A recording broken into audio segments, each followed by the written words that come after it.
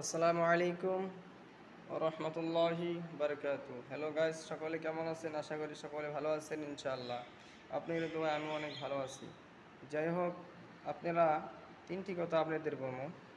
এই তিনটি কথার উপরে আপনারা সকলে আমল করবেন। নাম্বার ওয়ান, এক নম্বর হয়েছে কথাটি, আপনারা গীবত করবেন না। একজনের কথা আরেকজনকে অপরকে বলবেন না। আল্লাহ রাব্বুল আলামিন এই কথার উপরে তাদের জন্য ডাইরেক্ট জবানের বিচার হবে, তাদের জন্য জাহান্নাম ছাড়া বুদ্ধি নাই।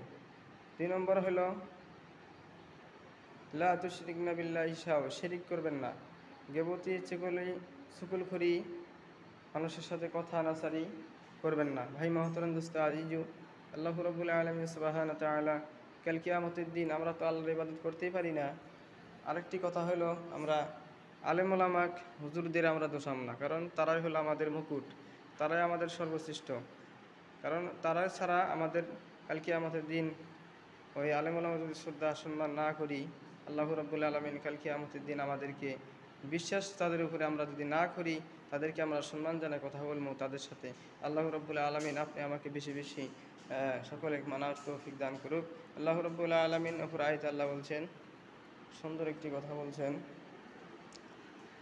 ফাদখুলি ফি ইবাদি ওয়াদখুলি জান্নাতি।